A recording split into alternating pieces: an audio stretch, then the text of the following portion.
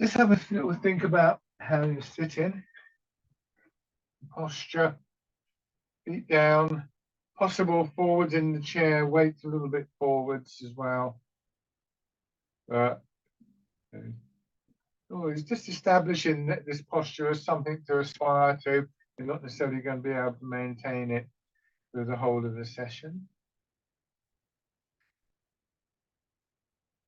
Dropping into the chair, rubbing your hands together. Tapping over your face.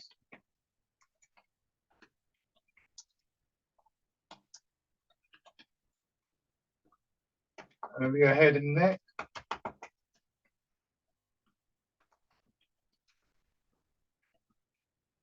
Down to one shoulder. Arm.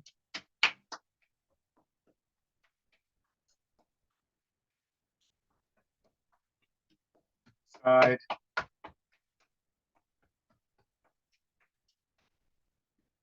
Part of your chest.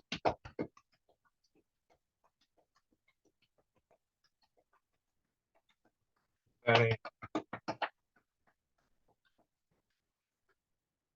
And your legs.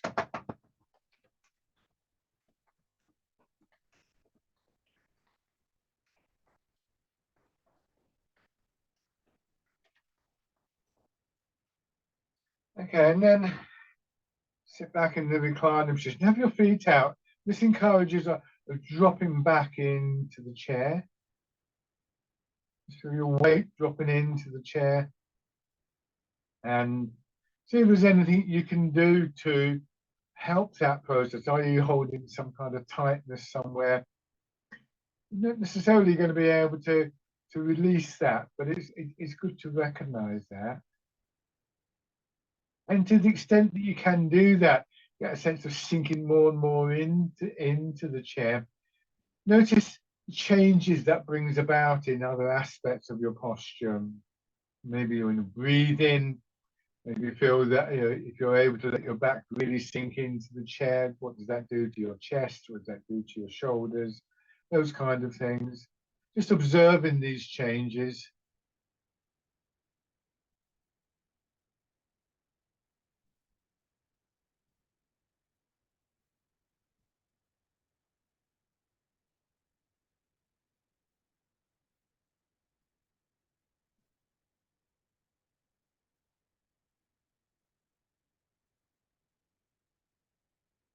And see which ones are the ones that seem to be an improvement. Yeah, if there's a change in your breath, does it feel smoother? Does it feel deeper, for instance?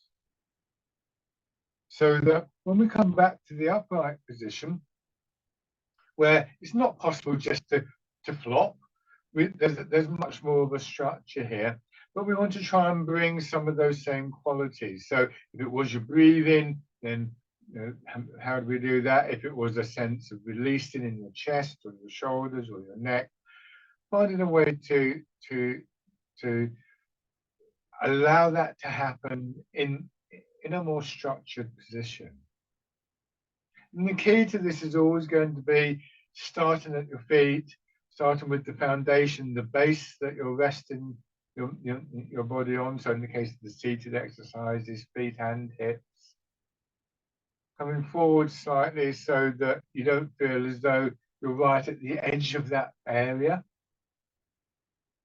Because if you did, then you'd get this odd feeling in your back of being pulled backwards. So about 2/3 of your weight remain in your hips, but about a third, about 30% in your feet. Then you've got that very slight angle in your back to get that support. And we want to try and just release in feet, legs, hips, buttocks to get that feeling to drop in, to create the space for our rib cage to drop into, for our shoulders to drop into. And to start to get a sense of that stronger feeling within the body that we begin to remember is actually there.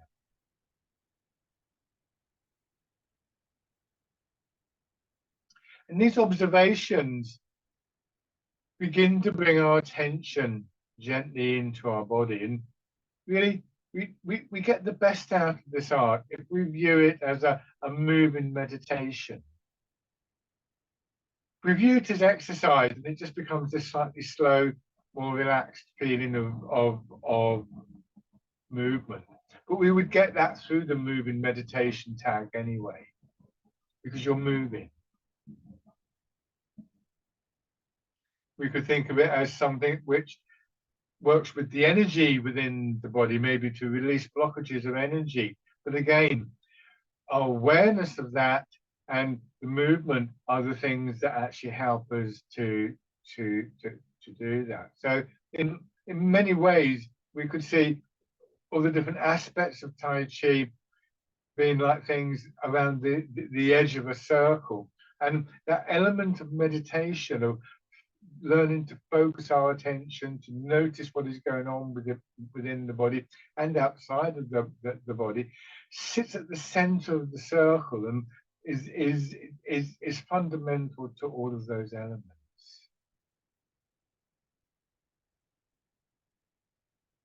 I'm going to feel your head resting gently on your shoulders. And I'm feeling that rather than having to hold this posture, it's almost the other way around. It's like you're being held by the posture when you get it correctly.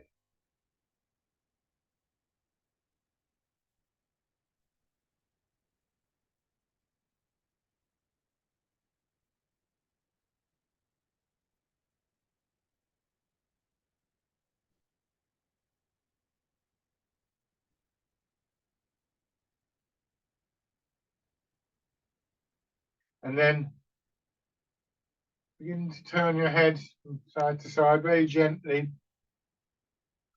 One of the characteristics that I often mention, of course, is that when we start to come into good posture like this, when we are no longer required to strain against the pull of gravity, we get more of a feeling of space within the body, and we can move more freely within that space.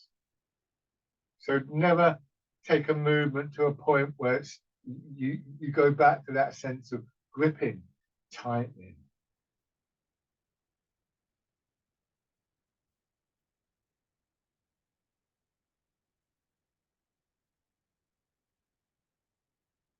And then hands in front of your shoulders.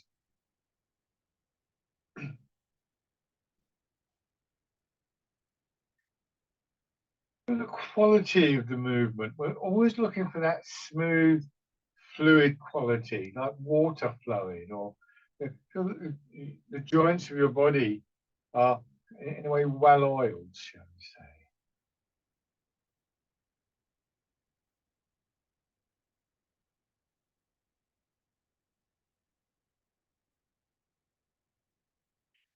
And then hands down to your sides, rotating your arms.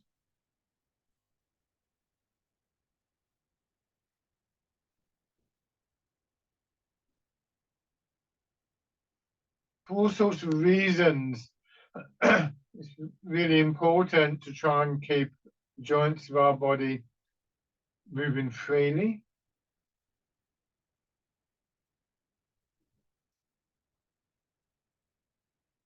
If they seize up, so with this movement, you know, if your elbows were for some reason tight and stiff, this movement would be much harder for you.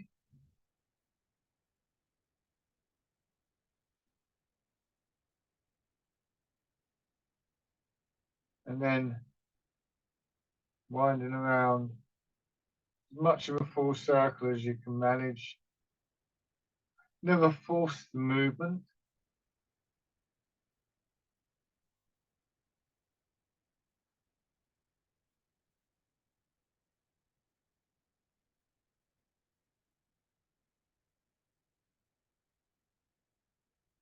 And then go back the other way.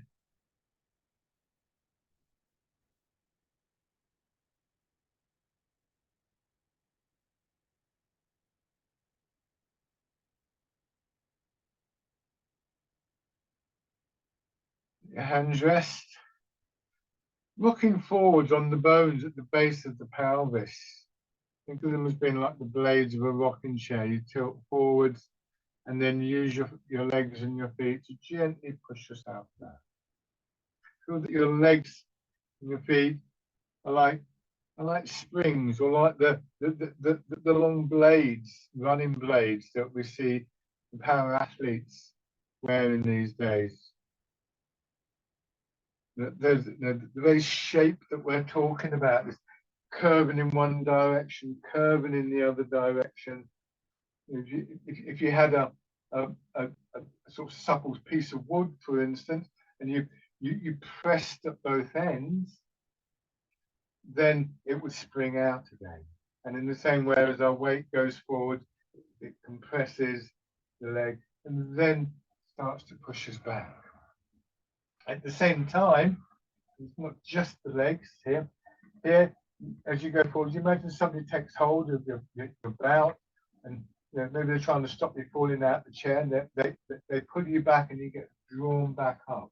So these two elements, the push from the hip, from the feet, the pull from the hips, combine to bring us into an upright stance that, in theory, if not in practice, doesn't require any kind of tightening. In practice, you'll probably find that you are still stiffening up. Often that's an old habit.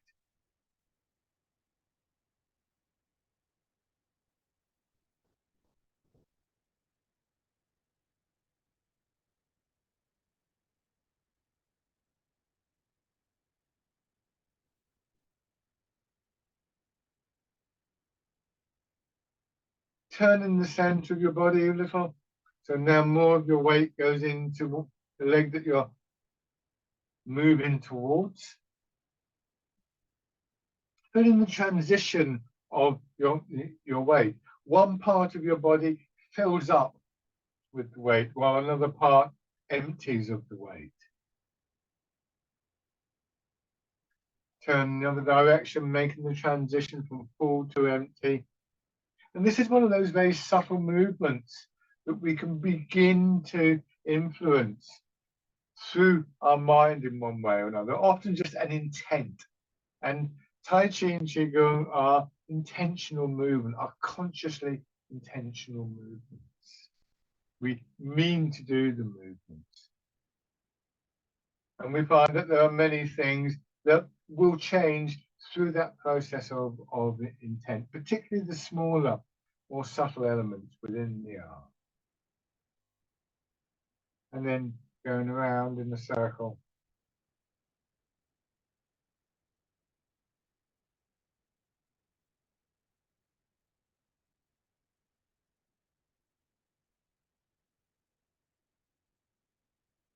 Go back the other way.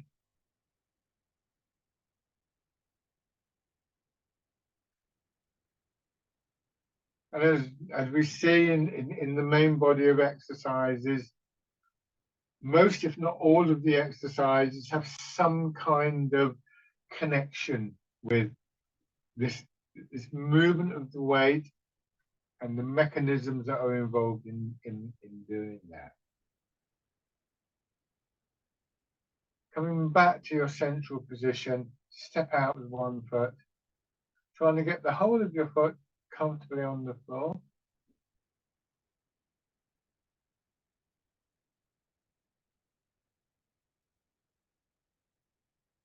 On the other side.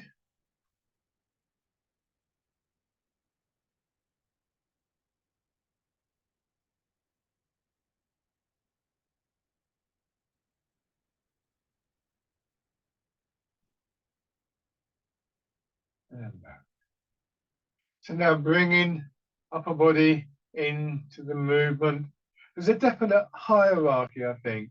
Not that the upper body is unimportant, but our first reference point, if you like, is always going to be what's happening in the lower part of the body, often with a fairly clear indication of what our weight is doing. So here we start with our weight mostly back in our hips. We're back to 70% of our weight in our hips. Arms hanging down. Once again, moving forwards, tilting the pelvis so your weight flows down into your legs a bit more. letting that movement draw your arms through and then back. This is not to suggest that nothing happens in the upper part of the body. In fact, what's happening in the lower part of the body is fairly straightforward, and there's not that many variations. The variety of the movement tends to come from our hips upwards.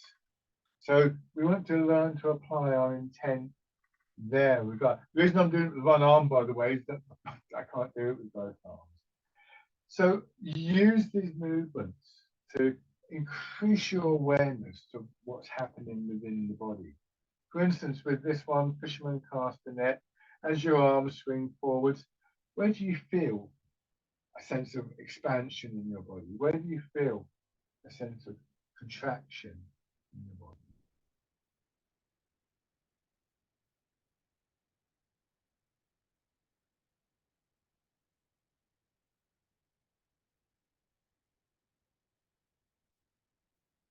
I'm going to go back to doing it forwards and backwards so you can see from the front.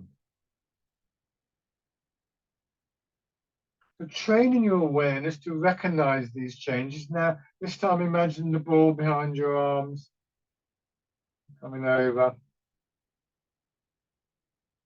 And as that awareness grows, it feeds into our intent.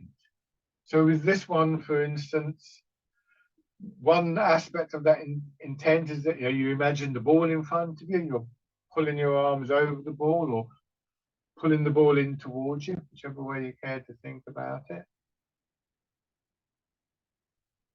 But also perhaps an intent to expand in belly, solar plexus, chest, like a wave coming up, pushing your arms up. The hips are still dropping back. And so as your head and shoulders go forwards, there's a bit of lengthening through your back and spine. And then there's a contraction. And that too helps with the movement.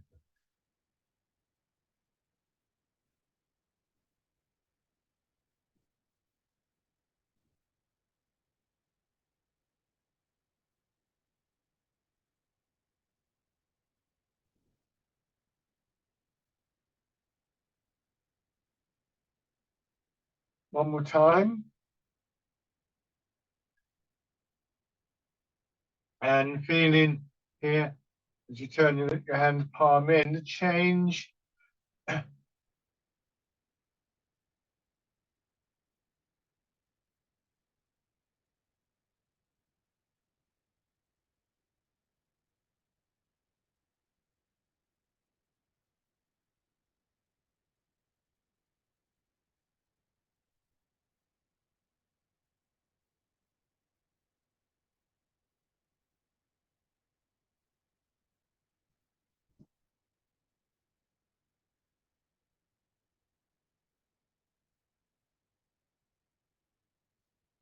And then again, changing.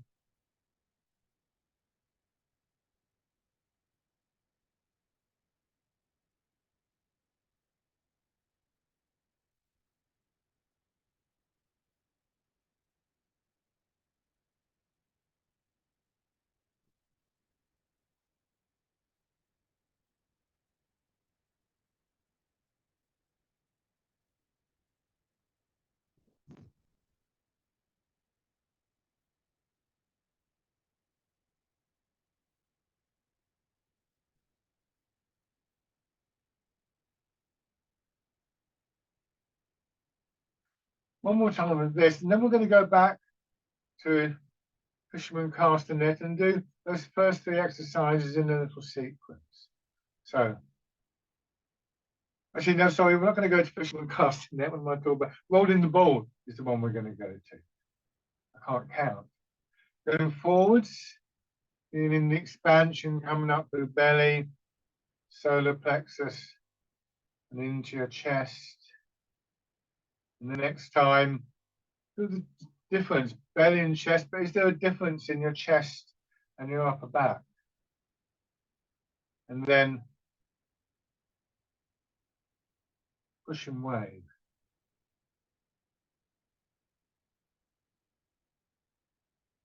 sinking back. So rolling the ball.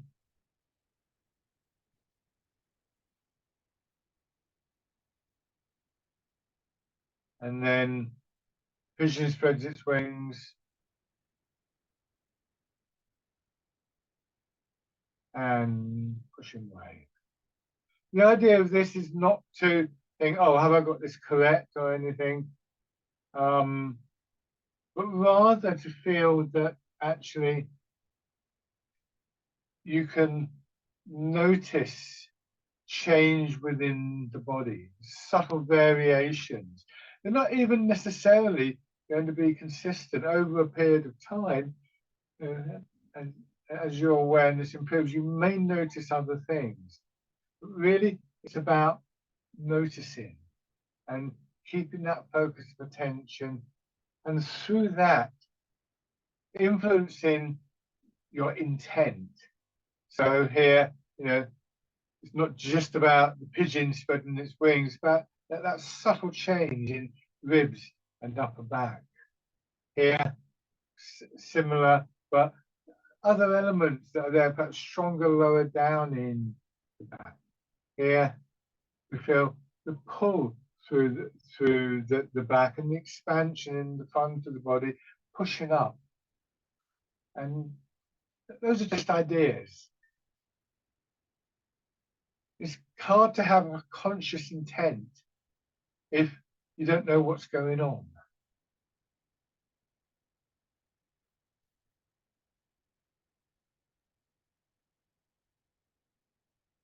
One more time through this little set.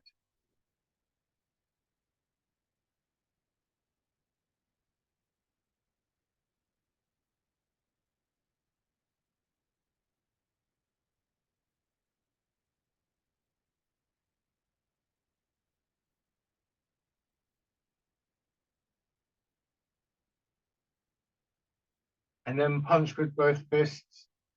If you keep practicing this, then that conscious intent will begin to have an effect on the subconscious and your unconscious as well. And by very definition, we won't notice the direct change in our unconscious, but we may notice a change in the outcomes of that. How we respond in certain situations. If our intent has been to always try and let go in the hips, to let that feeling of our hips sink down, then that becomes quite intuitive, which means that if we're walking along and there's a slope in the pavement that threatens to tip us over, we just suddenly notice that we've dropped our hips. We don't stop and think, oh, I need to drop my hips, because there's not time to do that. There's not even time really to focus a conscious intent. At best, it will be subconscious, or halfway between a very clear, oh yes, this is what I'm doing, and no idea how that happens, sort of thing.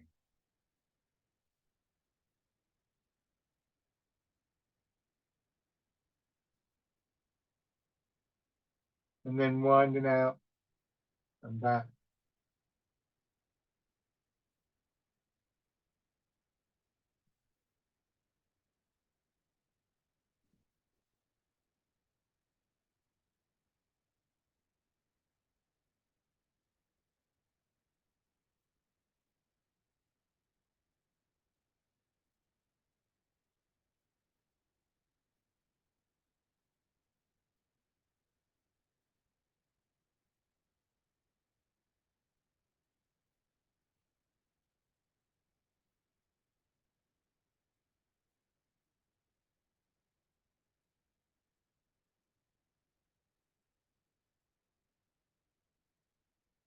Now, turn your hands palm down, polishing the table. Or if you don't like the image of housework, think of rolling a ball. The images shouldn't distract us. The images should add something to the movement. And so if they're distracting to you, then they're, they're not much use.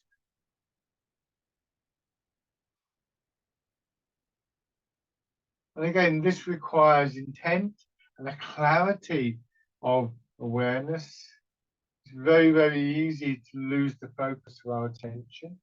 And when we do that, we tend to lose the focus of our conscious intent.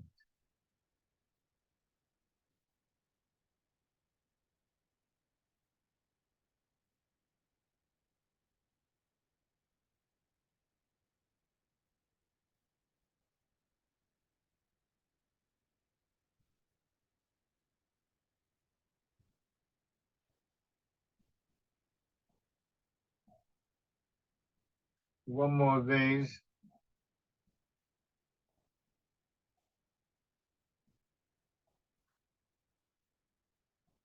Turning your hands palm up. Pushing down through feet and hips together. So going back to the movement of our weight, I'm going to do this from the side again, so as I can illustrate. It shouldn't look like this, by the way, and what I'm trying to do is to illustrate something. What I want to do, if I move my weight from my hips to my feet, then you can see that produces a movement in my upper body. If I move my weight from my feet to my hips, that produces a movement. So this is like a wave flowing forwards from my hips to my feet. My legs get slightly compressed, and then the wave pushes back. Well, what about if I pushed from my hips and my feet at the same time? I would then have two waves meeting in the middle, and when two waves meet, they tend to produce an upward movement.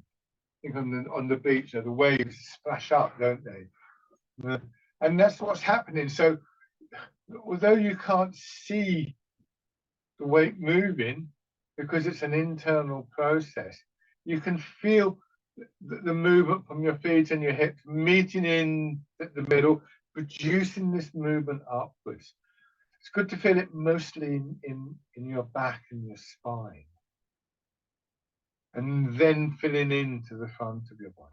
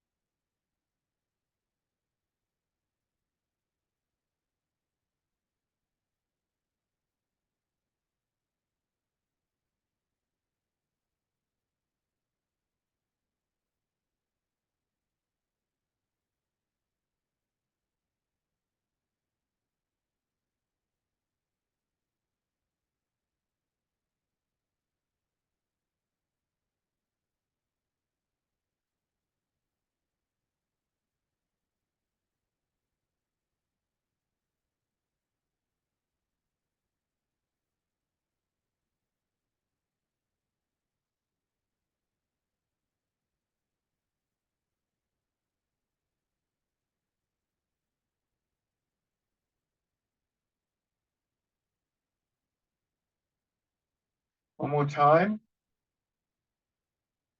and then wild goose. So going back to the use of the imagery, what I love the wild goose, and I have to be quite careful with the image. I think, oh yeah, geese. I wonder if I get to the coast this weekend. There'll still be, the wild geese will still be there, and then suddenly I'm not doing Tai Chi anymore. Now, if I can bring some of those qualities of the bird in flight, and even some of those things that I may get from going to the coast and that contact and so on and so forth, back into my movements, that's one thing. But to actually sort of start planning a journey down there, that's drawing my attention away. So the use of the imagery is also intended to bring qualities in to where you are right now, rather than to take your attention away. At most, changing now to part in the clouds, at most it would be your attention goes away in order to very specifically and very quickly bring those qualities back. This is not using imagery in the way that some visualization processes use imagery, which can be very effective, by the way, but it's not quite the same thing. There's something very immediate about Tai Chi. And this is, again, an element of the meditative side of it.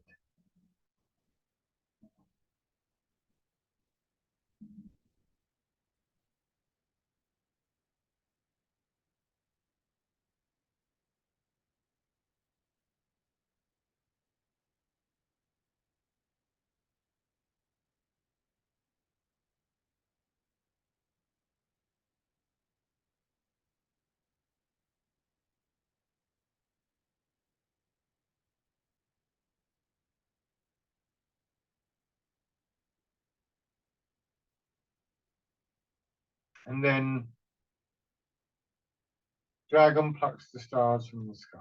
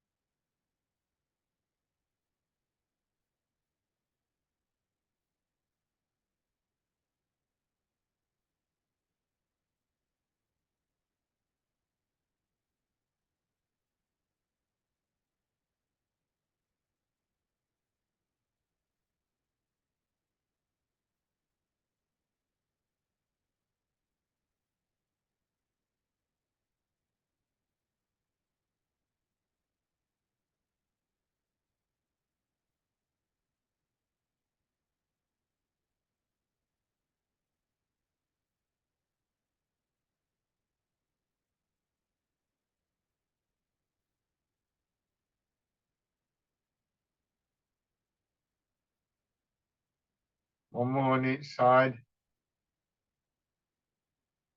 So the conscious process of bringing these qualities in via the images, via the memories, of channeling them, funneling them into our intent, really is one of the driving factors in Tai Chi. Both hands together, pushing in two directions.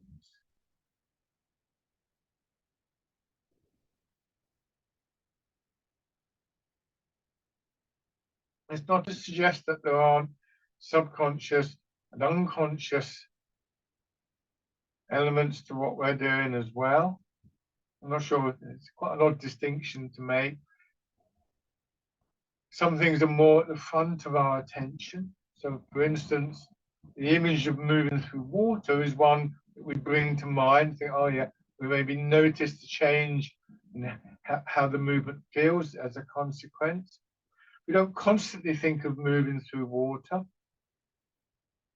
That idea sort of like fades in to the background, but we may well notice when the quality of the movement doesn't reflect that image.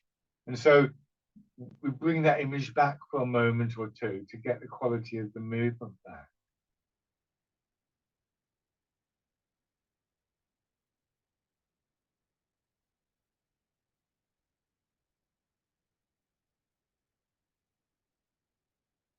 Scooping the sea and looking at the sky.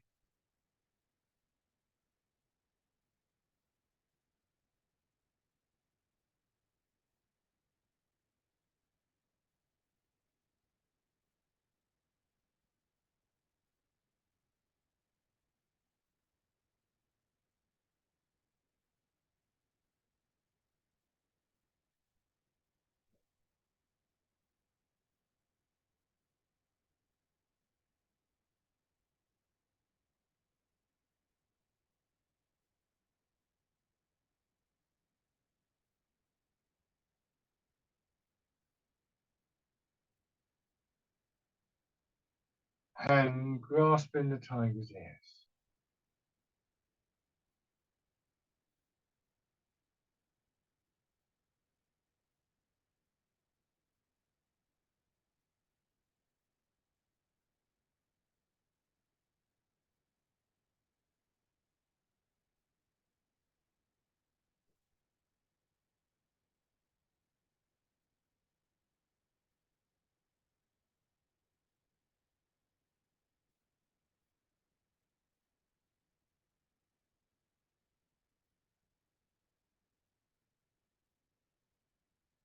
Good. And then on the other side.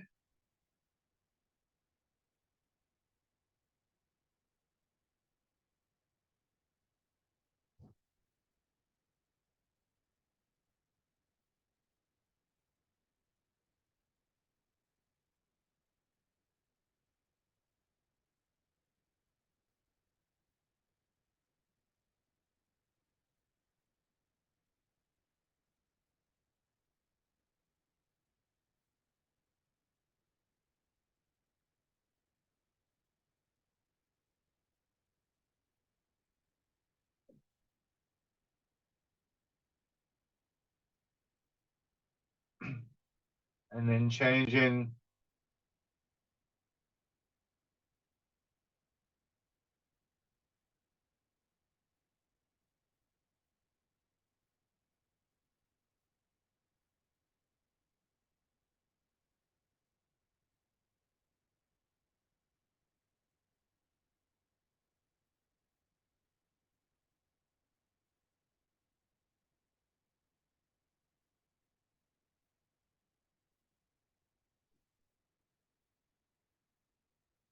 one more time.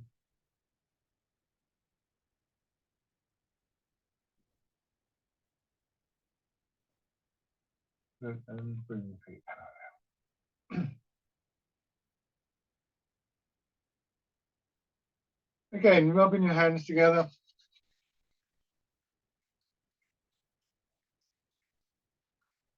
And tapping over your face.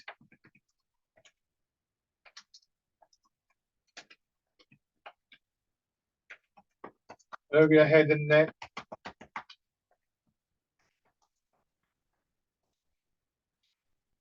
Onto one shoulder, your arm.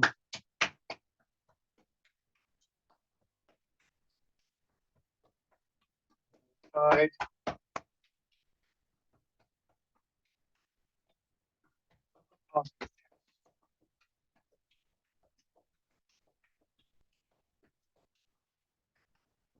Belly.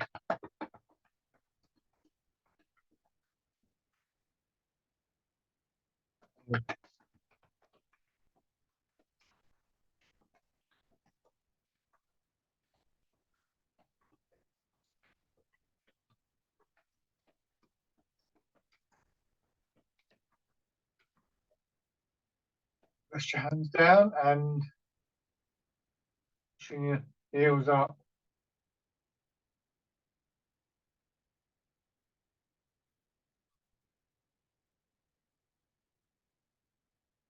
And going around in a circle, feeling the movement in your hips.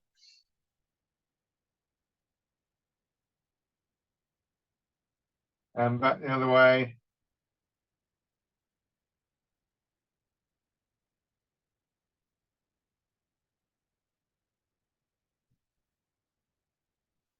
Good. Okay. And stand.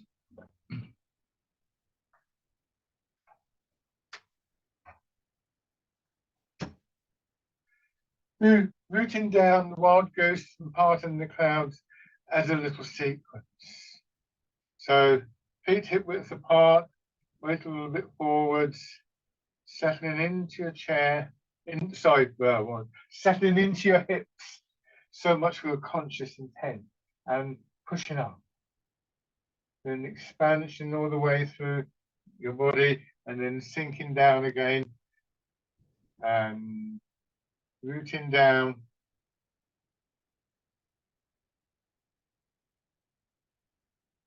And the wild goose.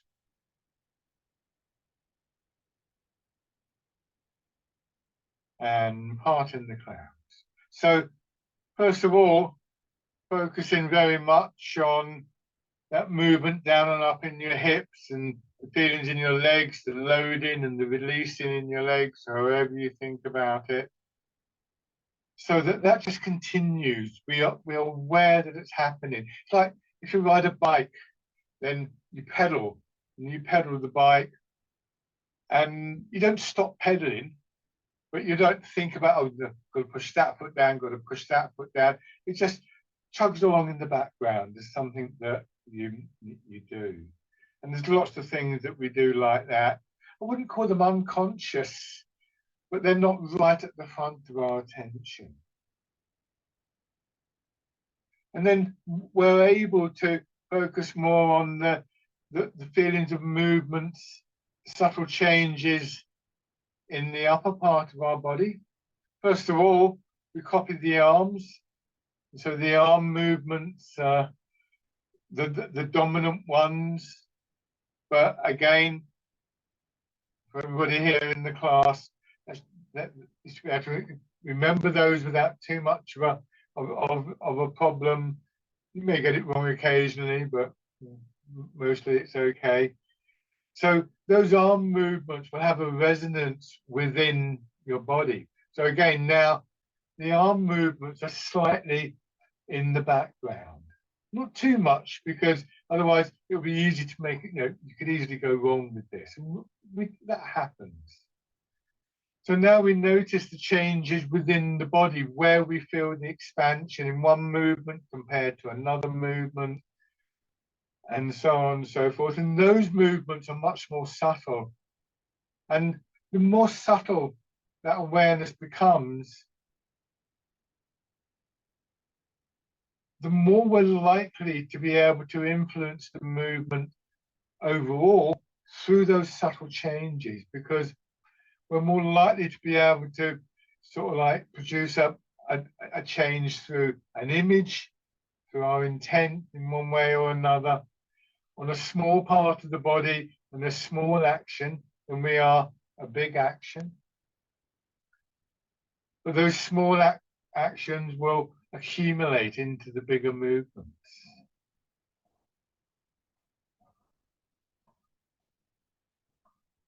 One more round.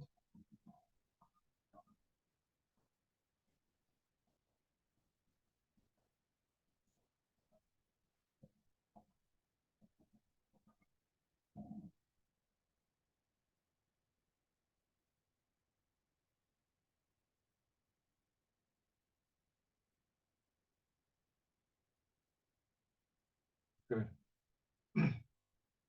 1 foot forwards, keeping the width of your step.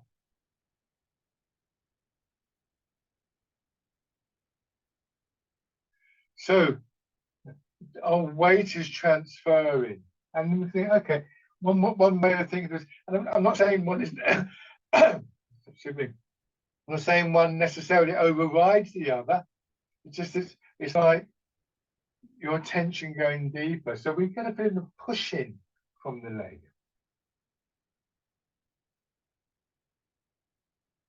Then we become aware that our weight sinks down and loads the leg, which the leg releases and creates the push.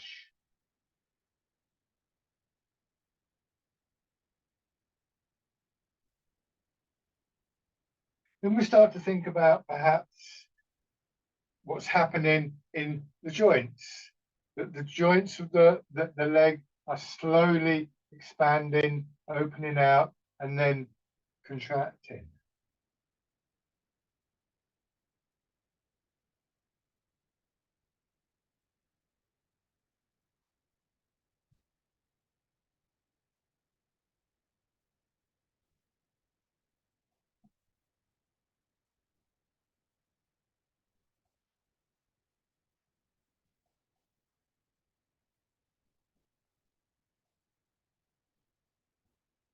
And then you might want to think about, well, maybe focusing on one joint, which muscles are involved in that process of the joint opening and closing.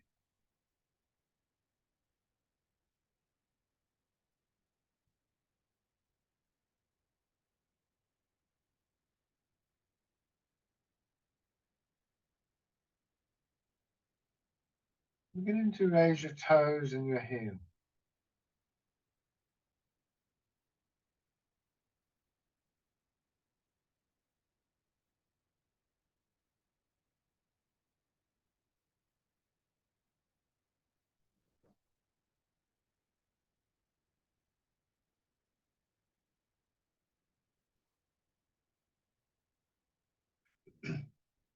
Stepping in.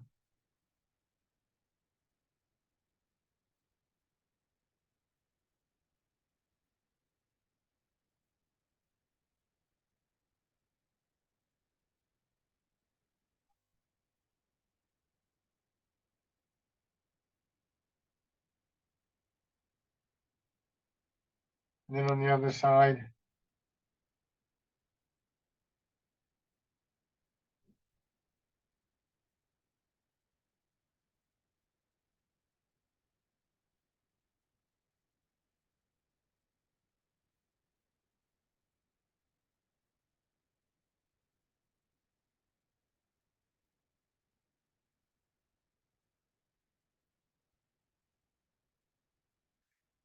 Again, raising your toes and your heel.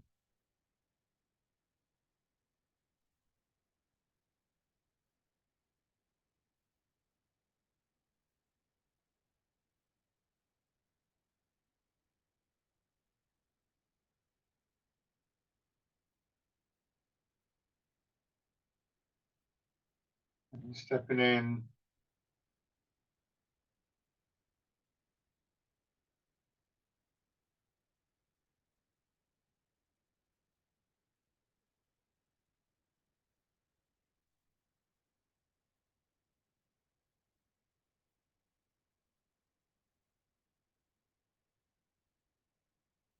Step through.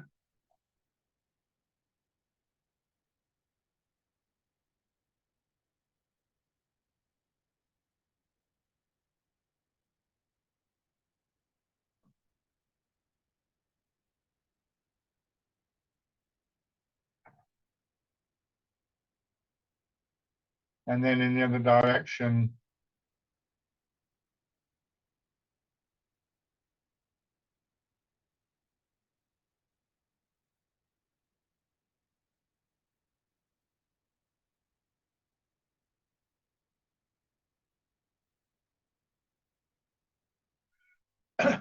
Stand again with your right foot forwards this time. Start with fisherman castanet.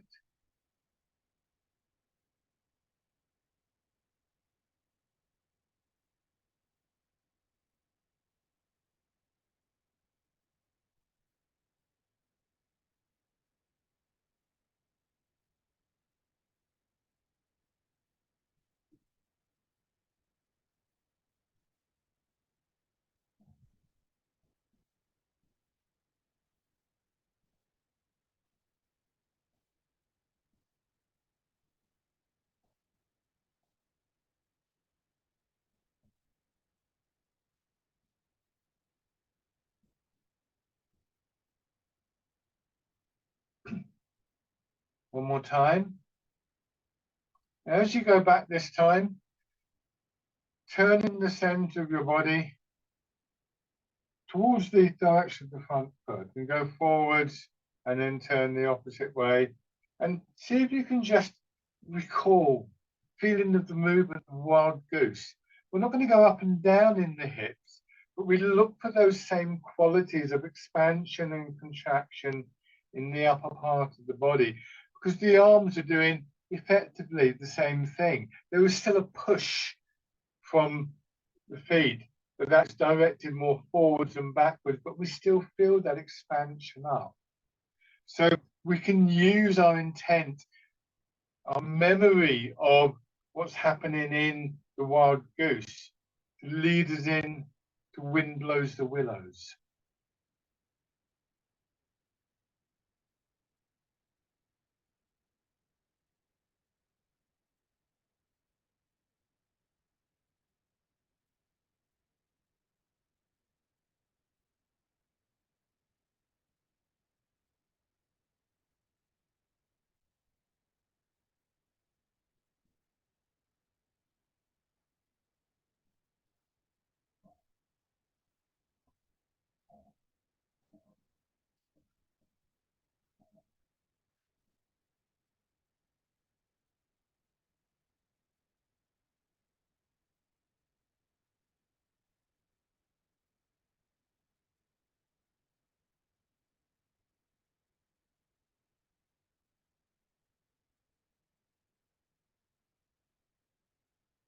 Good. And then on the other side, so fisherman castanet. Underlying all of this, there are other intents, aren't there? Always an intent for your hips to sink, to yield to the pull of gravity.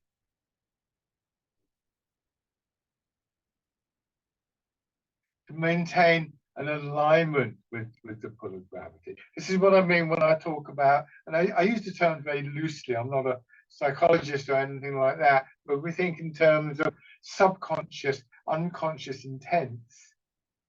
Then these are things that started off we're being aware of, and they've kind of sunk in more. They're still there, they're still working for us, we hope. Or at least we notice when they're not working for us.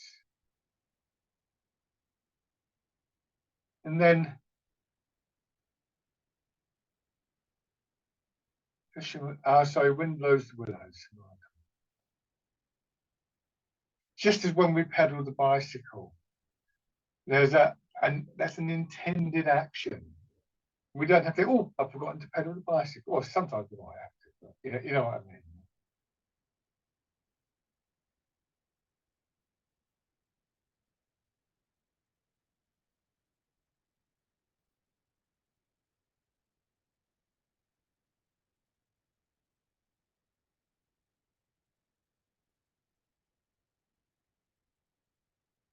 This time coming forward, raising your back heel, bringing the foot through. Part of that intent is your hips sinking. You really want to, that's very important as the foot comes up. So now that feeling of the movements associated with the wild goose are less important, less immediate, but they're still happening.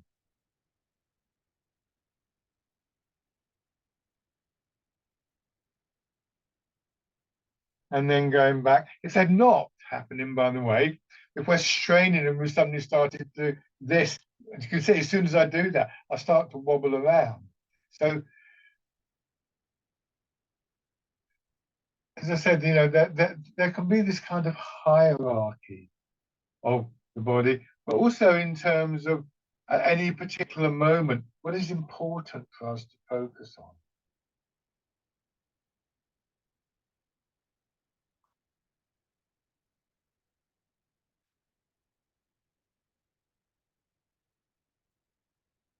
And then bring your feet parallel.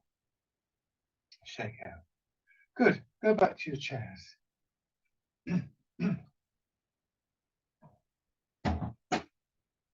I heard a description of meditation once described as training the ability to think the thoughts that you want to think when you want to think them.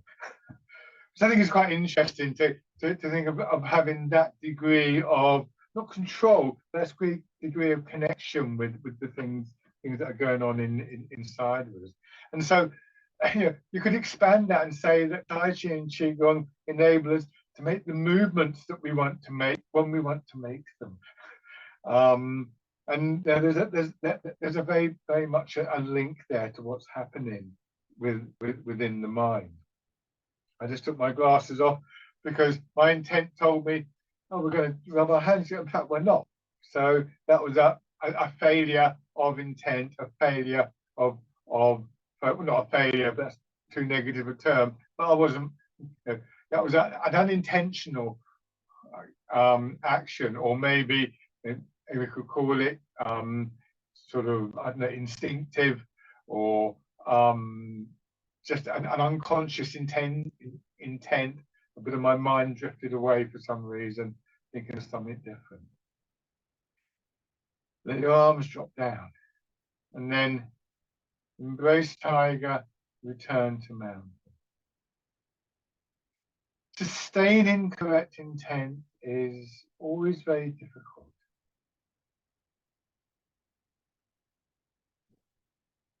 There's often an urge, you know, we do a move. Oh, I've done that, and now I need to move on. But just try and pay attention to the whole cycle of the movement. You might choose one particular part of your body, or you might look to think of the whole body, not stuck with one of those. Your attention may be drawn to one particular aspect of embrace tiger, return to mountain. It shouldn't be exclusive. This is not tunnel vision.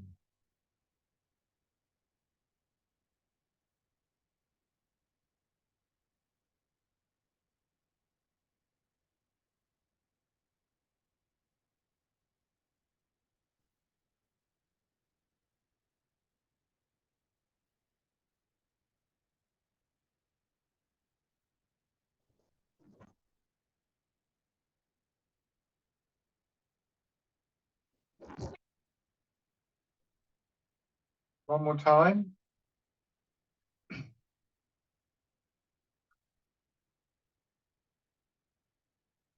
Your hands come to rest, feeling the weight of your arms resting on your legs.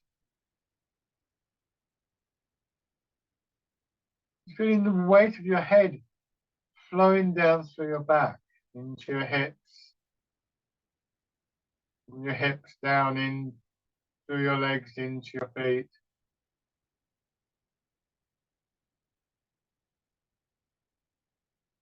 Feel that springy response from your feet and your legs, buttocks, hips, lower back, up into your shoulder blades.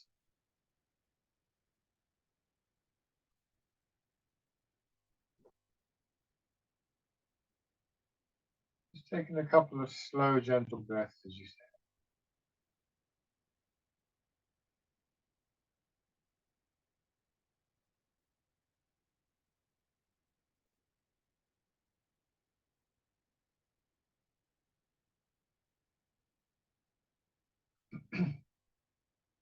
And just open your eyes. Fantastic. Thank you very much, everybody.